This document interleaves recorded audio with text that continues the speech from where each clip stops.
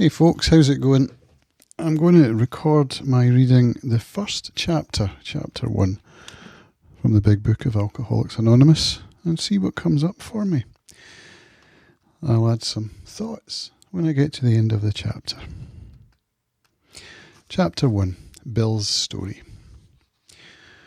War fever ran high in the New England town to which we new young officers from Plattsburgh were assigned, and we were flattered when the first citizens took us into their homes, making us feel heroic. Here was love, applause, war, moments sublime with intervals hilarious. I was part of life at last, and in the midst of the excitement I discovered liquor. I forgot the strong warnings and the prejudices of my people concerning drink. In time we sailed for over there. I was very lonely and again turned to alcohol. We landed in England. I visited Winchester Cathedral. Much moved, I wandered outside. My attention was caught by a doggerel on an old tombstone. Here lies a Hampshire grenadier who caught his death drinking cold small beer. A good soldier is ne'er forgot whether he dieth by musket or by pot. Ominous warning, which I failed to heed. 22 and a veteran of foreign wars, I went home at last. I fancied myself a leader, for had not the men of my battery given me a special token of appreciation? My talent for leadership, I imagined, would place me at the head of vast enterprises which I would manage with the utmost assurance. I took a night law course and obtained employment as an investigator for a surety company. The drive for success was on. I'd proved to the world I was important. My work took me about Wall Street, and little by little I became interested in the market. Many people lost money, but some became very rich. Why not I? I studied economics and business as well as law. Potential alcoholic that I was, I nearly failed my law course. At one of the finals I was too drunk to think or write. Though my drinking was not yet continuous, it disturbed my wife. We had long talks when I would still her forebodings by telling her that men of genius conceived their best projects while drunk, that the most majestic constructions of philosophic thought were so derived. By the time I had completed the course, I knew the law was not for me. The inviting maelstrom of Wall Street had me in its grip. Business and financial leaders were my heroes. Out of this alloy of drink and speculation, I commenced to forge the weapon that one day would turn in its flight like a boomerang and all but cut me to ribbons. Living modestly, my wife and I saved $1,000. It went into certain securities, then cheap and rather unpopular. I rightly imagined that they would someday have a great rise. I failed to persuade my broker friends to see me out looking over factories and managements, but my wife and I decided to go anyway. I had developed a theory that most people lost money in stocks through ignorance of markets. I discovered many more reasons later on. We gave up our positions and off we roared on a motorcycle, the sidecar stuffed with tent, blankets and a change of clothes, and 3 huge volumes of financial reference service. Our friends thought a lunacy commission should be appointed. Perhaps they were right. I had had some success at speculation, so we had a little money, but we once worked on a farm for a month to avoid drawing on our small capital. That was the last honest manual labour on my part for many a day. We covered the whole eastern United States in a year. At the end of it, my reports to Wall Street procured me a position there and the use of a large expense account. The exercise of an option brought in more money, leaving us with the profit of several $1,000s for that year. For the next few years, fortune threw money and applause my way. I had arrived. My judgment and ideas were followed by many to the tune of paper millions. The great boom of the late 20s was seething and swelling. Drink was taking an important and exhilarating part in my life. There was loud talk in the jazz places uptown. Everyone spent in thousands and chattered in millions. Scoffers could scoff and be damned. I made a host of fair weather friends. My drinking assumed more serious proportions, continuing all day and almost every night. The remonstrances of my friends terminated in a row, and I became a lone wolf. There were many unhappy scenes in our sumptuous apartment. There had been no real infidelity, for loyalty to my wife, helped at times by extreme drunkenness, kept me out of those scrapes. In 1929 I contracted golf fever. We went at once to the country, my wife to applaud, while I started out to overtake Walter Hagen. Liquor caught up with me much faster than I came up behind Walter. I began to be jittery in the morning. Golf permitted drinking every day and every night. It was fun to carome around the exclusive course which had inspired such awe in me as a lad. I acquired the impeccable coat of tan one sees upon the well-to-do. The local banker watched me whirl fat cheques in and out of his till with amused scepticism.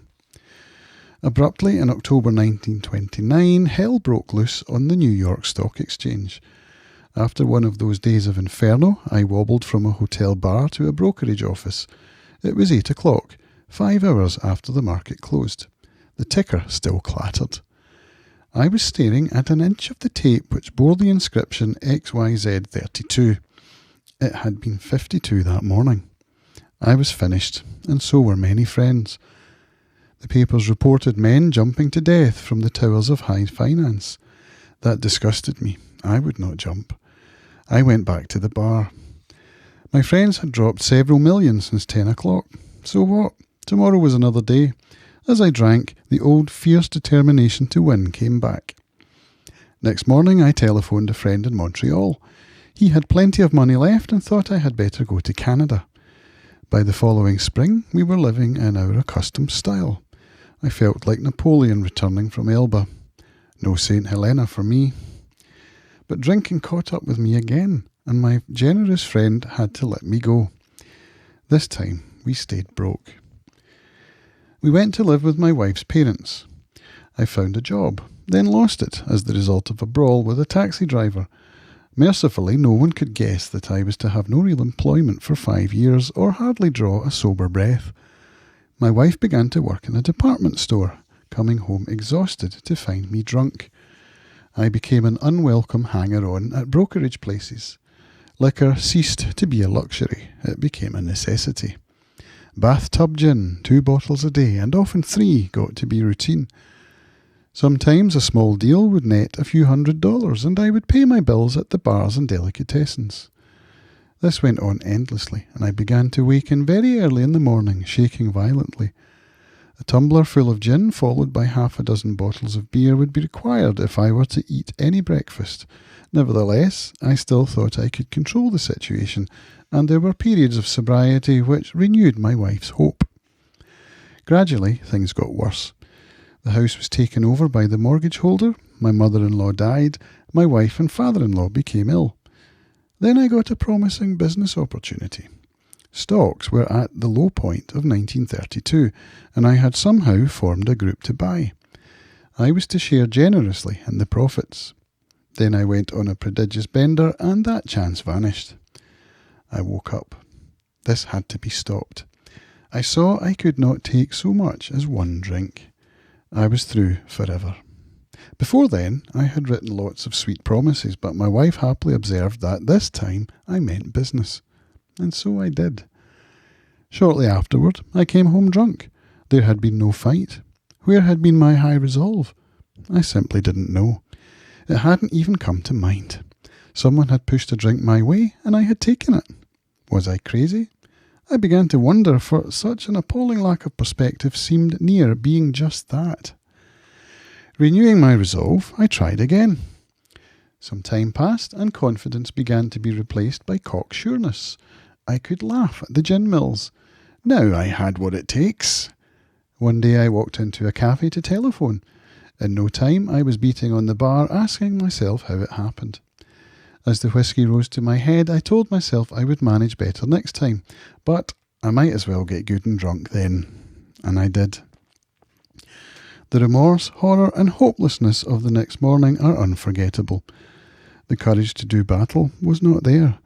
My brain raced uncontrollably, and there was a terrible sense of impending calamity. I hardly dared cross the street, lest I collapse and be run down by an early morning truck, for it was scarcely daylight. An all-night place supplied me with 12 glasses of ale. My writhing nerves were stilled at last. A morning paper told me the market had gone to hell again. Well, so had I. The market would recover, but I wouldn't. That was a hard thought. Should I kill myself? No, not now. Then a mental fog settled down. Gin would fix that. So 2 bottles and oblivion. The mind and body are marvellous mechanisms, for mine endured this agony 2 more years. Sometimes I stole from my wife's slender purse when the morning terror and madness were on me. Again I swayed dizzily before an open window or the medicine cabinet where there was poison, cursing myself for a weakling. There were flights from city to country and back as my wife and I sought escape. Then came the night when the physical and mental torture were so hellish I feared I would burst through my window, sash and all. Somehow I managed to drag my mattress to a lower floor, lest I suddenly leap. A doctor came with a heavy sedative. Next day found me drinking both gin and sedative. This combination soon landed me on the rocks. People feared for my sanity. So did I. I could eat little or nothing when drinking, and I was 40 pounds underweight. My brother-in-law is a physician, and through his kindness and that of my mother, I was placed in a nationally known hospital for the mental and physical rehabilitation of alcoholics. Under the so-called belladonna treatment, my brain cleared. Hydrotherapy and mild exercise helped much. Best of all, I met a kind doctor who explained that though certainly selfish and foolish, I had been seriously ill, bodily and mentally. It relieved me somewhat to learn that in alcoholics the will is amazingly weakened when it comes to combating liquor, though it often remains strong in other respects. My incredible behaviour in the face of a desperate desire to stop was explained. Understanding myself now, I fared forth in high hope. For 3 or 4 months the goose hung high. I went to town regularly and even made a little money. Surely this was the answer. Self-knowledge. But it was not, for the frightful day came when I drank once more. The curve of my declining moral and bodily health fell off like a ski jump. After a time I returned to the hospital. This was the finish, the curtain, it seemed to me. My weary and despairing wife was informed that it would all end with heart failure during delirium tremens, or I would develop a wet brain, perhaps within a year. She would soon have to give me over to the undertaker or the asylum. They did not need to tell me. I knew and almost welcomed the idea. It was a devastating blow to my pride. I, who had thought so well of myself and my abilities, of my capacity to surmount obstacles, was cornered at last. Now I was to plunge into the dark, joining that endless procession of sots who had gone on before. I thought of my poor wife. There had been much happiness after all. What would I not give to make amends? But that was over now. No words can tell of the loneliness and despair I found in that bitter morass of self-pity. Quicksand stretched around me in all directions. I had met my match. I had been overwhelmed. Alcohol was my master. Trembling, I stepped from the hospital a broken man. Fear sobered me for a bit. Then came the insidious insanity of that first drink, and on Armistice Day 1934 I was off again. Everyone became resigned to the certainty that I would have to be shut up somewhere, or would stumble along to a miserable end. How dark it is before the dawn. In reality, that was the beginning of my last debauch. I was soon to be catapulted into what I like to call the 4th dimension of existence. I was to know happiness, peace, and usefulness in a way of life that is incredibly more wonderful as time passes. Near the end of that bleak November, I sat drinking in my kitchen. With a certain satisfaction, I reflected there was enough gin concealed about the house to carry me through that night and the next day. My wife was at work. I wondered whether I dared hide a full bottle of gin near the head of her bed. I would need it before daylight. My musing was interrupted by the telephone. The cheery voice of an old school friend asked if he might come over. He was sober. It was years since I could remember his coming to New York in that condition. I was amazed. Rumour had it that he had been committed for alcoholic insanity. I wondered how he had escaped. Of course he would have dinner and then I could drink openly with him. Unmindful of his welfare, I thought only of recapturing the spirit of other days. There was that time we had chartered an airplane to complete a jag. His coming was an oasis in this dreary desert of futility. The very thing, an oasis. Drinkers are like that. The door opened and he stood there, fresh-skinned and glowing. There was something about his eyes. He was inexplicably different. What had happened? I pushed a drink across the table. He refused it. Disappointed but curious, I wondered what had got into the fellow. He wasn't himself. "Come, what's all this about?" I queried. He looked straight at me. Simply, but smilingly, he said, "I've got religion." I was aghast. So that was it. Last summer an alcoholic crackpot. Now, I suspected, a little cracked about religion. He had that starry-eyed look. Yes, the old boy was on fire all right. But bless his heart, let him rant. Besides, my gin would last longer than his preaching. But he did no ranting. In a matter-of-fact way, he told how two men had appeared in court, persuading the judge to suspend his commitment. They had told him of a simple religious idea and a practical programme of action. That was 2 months ago, and the result was self-evident. It worked. He had come to pass his experience along to me, if I cared to have it. I was shocked, but interested. Certainly I was interested. I had to be, for I was hopeless. He talked for hours. Childhood memories rose before me. I could almost hear the sound of the preacher's voice as I sat on still Sundays way over there on the hillside. There was that proffered temperance pledge I never signed, my grandfather's good-natured contempt of some church folk and their doings, his insistence that the spheres really had their music, but his denial of the preacher's right to tell him how he must listen, his fearlessness as he spoke of these things just before he died. These recollections welled up from the past. They made me swallow hard. That wartime day in Old Winchester Cathedral came back again. I had always believed in a power greater than myself. I had often pondered these things. I was not an atheist. Few people really are, for that means blind faith in the strange proposition that this universe originated in a cipher and aimlessly rushes nowhere. My intellectual heroes, the chemists, the astronomers, even the evolutionists, suggested vast laws and forces at work. Despite contrary indications, I had little doubt that a mighty purpose and rhythm underlay all. How could there be so much of precise and immutable law and no intelligence? I simply had to believe in a spirit of the universe, who knew neither time nor limitation. But that was as far as I had gone. With ministers and the world's religions, I parted right there. When they talked of a God personal to me, who was love, superhuman strength and direction, I became irritated and my mind snapped shut against such a theory. To Christ I conceded the certainty of a great man, not too closely followed by those who claimed him. His moral teaching, most excellent. For myself, I had adopted those parts which seemed convenient and not too difficult. The rest I disregarded. The wars which had been fought, the burnings and chicanery that religious dispute had facilitated, made me sick. I honestly doubted whether, on balance, the religions of mankind had done any good. Judging from what I had seen in Europe and since, the power of God in human affairs was negligible, the brotherhood of man a grim jest. If there was a devil, he seemed the boss universal, and he certainly had me. But my friend sat before me, and he made the point-blank declaration that God had done for him what he could not do for himself. His human will had failed. Doctors had pronounced him incurable. Society was about to lock him up. Like myself, he had admitted complete defeat. Then he had, in effect, been raised from the dead, suddenly taken from the scrap heap to a level of life better than the best he had ever known. Had this power originated in him? Obviously, it had not. There had been no more power in him than there was in me at that minute, and this was none at all.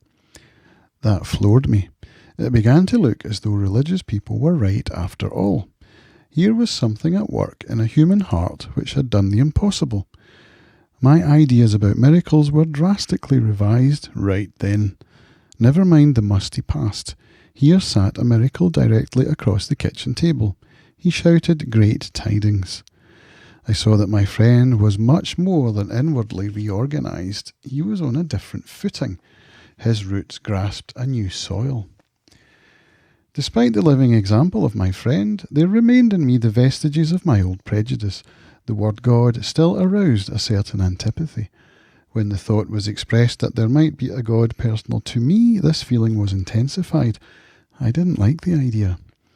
I could go for such conceptions as creative intelligence, universal mind, or spirit of nature, but I resisted the thought of a czar of the heavens, however loving his sway might be. I have since talked with scores of men who felt the same way. My friend suggested what then seemed a novel idea. He said, "Why don't you choose your own conception of God?" That statement hit me hard. It melted the icy intellectual mountain in whose shadow I had lived and shivered many years. I stood in the sunlight at last.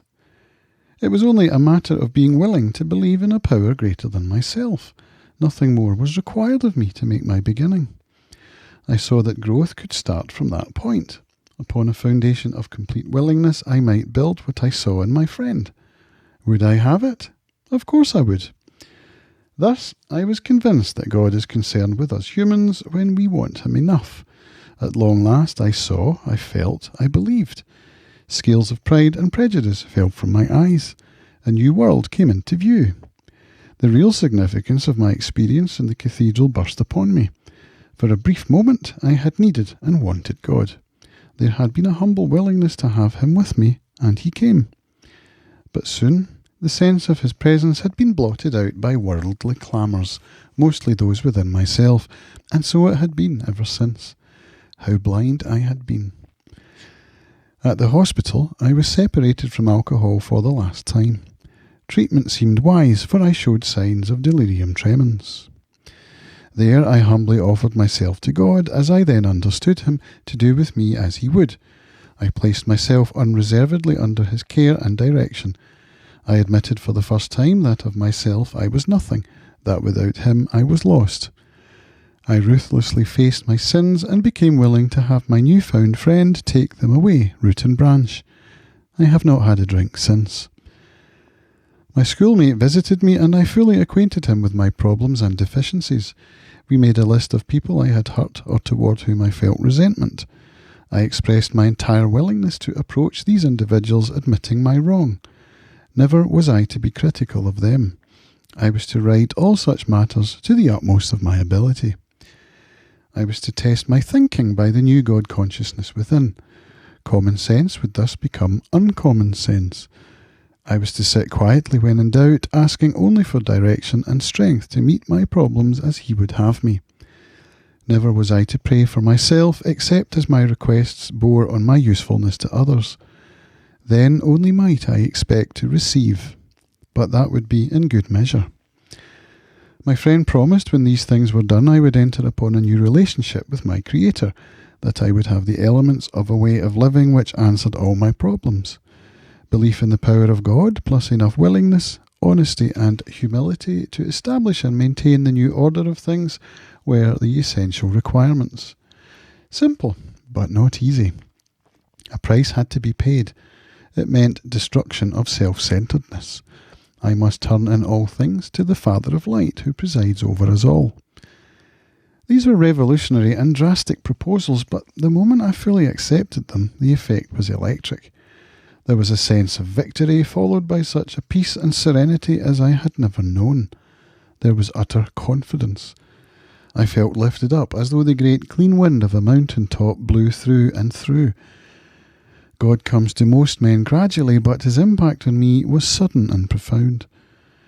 For a moment I was alarmed and called my friend the doctor to ask if I were still sane. He listened in wonder as I talked. Finally he shook his head, saying, "Something has happened to you and I don't understand.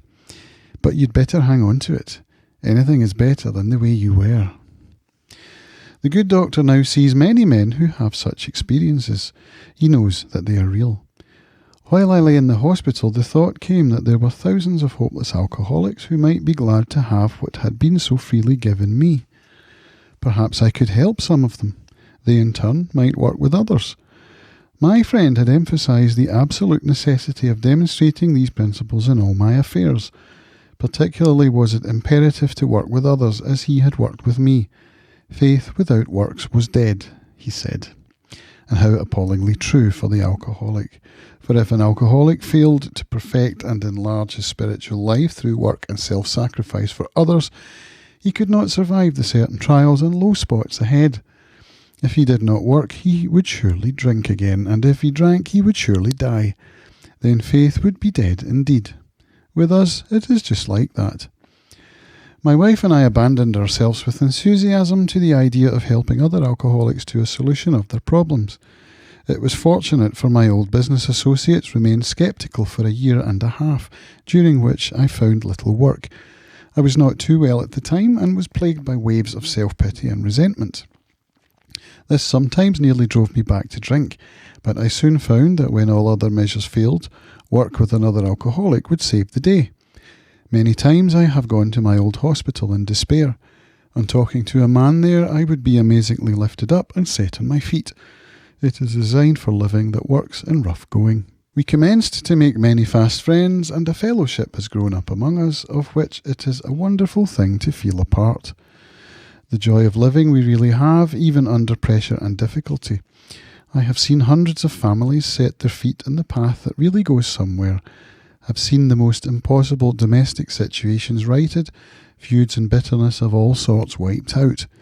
I have seen men come out of asylums and resume a vital place in the lives of their families and communities. Business and professional men have regained their standing. There is scarcely any form of trouble and misery which has not been overcome among us. In one western city and its environs there are 1,000 of us and our families. We meet frequently so that newcomers may find the fellowship they seek. At these informal gatherings one may often see from 50 to 200 persons. We are growing in numbers and power. An alcoholic in his cups is an unlovely creature. Our struggles with them are variously strenuous, comic and tragic. One poor chap committed suicide in my home. He could not or would not see our way of life. There is, however, a vast amount of fun about it all. I suppose some would be shocked at our seeming worldliness and levity, but just underneath there is deadly earnestness. Faith has to work 24 hours a day in and through us, or we perish. Most of us feel we need to look no further for utopia. We have it with us right here and now. Each day, my friends, simple talk in our kitchen multiplies itself in a widening circle of peace on earth and goodwill to all men. And there we have it, the end of chapter 1. It's a little bit much, isn't it? It's difficult to know how to relate to this now with 16 plus years of sobriety under my belt. 16 years which began with this very book. And the first time I read that chapter, I was another 2 or 3 years away from finding sobriety. It was a difficult time, and it did put some knowledge in my head that I suppose made me believe at that time that I was an alcoholic. But then somehow I lost that belief and started to look for other ways of managing it, which it talks about later on, some of the crazy things that many alcoholics do to try and prove to themselves and others that we are not alcoholic. So I'm looking forward to getting to those chapters and seeing what comes out. There is a lot here that I relate to. The idea that Bill was not an atheist and he did believe in a power greater than himself. That's where I was. The idea that religion is not the answer. And I believe that perhaps even stronger today than I did back then. But the idea of helping others, that's a strong one that I still believe. It says here that for if an alcoholic failed to perfect and enlarge his spiritual life through work and self-sacrifice for others, He could not survive the certain trials and low spots ahead. And yes, certain trials and low spots ahead. Of those there are many. Work with others. That's kind of what this is. Recording my messages here on YouTube and putting them up there for public consumption, in the hope that through sharing my experience, strength and hope, and a video message will help others. It's not quite the same thing as knocking someone's door, though, who needs help. I have done that, and my success rate is very poor, which at first stings a lot, because I have an ego and that makes me believe that it was down to me that these people failed, but I know that it isn't. Because I remember the guys who came to visit me when I first got into AA back when I was in Almaty, Kazakhstan. John and Dan. I remember their names because they're mentioned in my journal, which I was writing at the time. Or not so much my journal as my emails to my wife.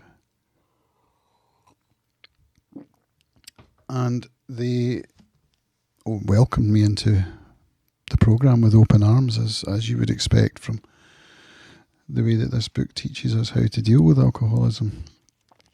And I wasn't ready to hear the message. You know what I mean? I went back out for years. And they might have felt at the time that they failed, but I mean, I didn't really give them the opportunity to see that they'd failed. I just kind of lost touch with them.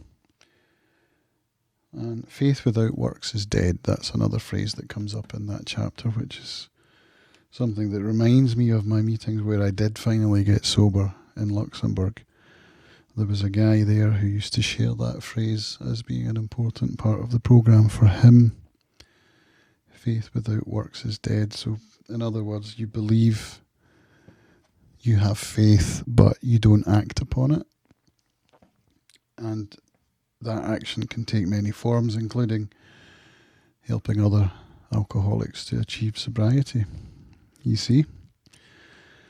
But I believe now that helping others doesn't necessarily mean helping other alcoholics. It can mean removing the ego from self. Self will run riot. That's another phrase from the book. That, you know, by being a loving husband and a loving parent, that's a way. Removing myself as much as I can from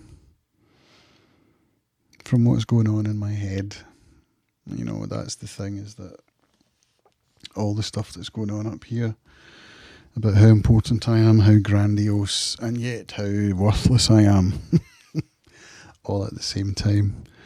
Grandiosity and low self-esteem, fear, you know, all of these emotions, they get in the way of doing good work. And you can call it God's work if you like. That's just a way of thinking about it. It doesn't mean that I am religious in any way, shape or form, because I'm not. But I can be spiritual. I can live in the moment. I can accept the present as it is, no matter what that looks like. Just accept it. And be as helpful and loving as I can be towards my fellow human. You know, it doesn't go so, it doesn't have to be someone close like family members or wives or spouses or children or aunts or uncles, or, you know, it can be all humanity, kindness towards my fellow human. So that is kind of where I am right now. It might sound a bit woo-woo and waffly, but you know, this year I've just read The Power of Now towards the end of this year, and the last book I just finished was Sam Harris's Waking Up. And these two books both cover similar ground.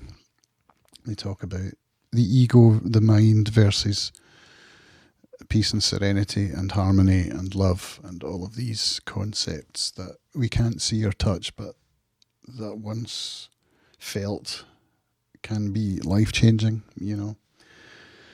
And that's where I want to be right now. I want to be in a place where my suffering can be, I'm not going to say exorcised, but I'm not quite sure how to put it. That's why I'm kind of struggling with my words here a little bit. That the way I'm feeling in a particular day is irrelevant. I want to be part of the harmony of the whole, of the joy of living, and I struggle, honestly, I do.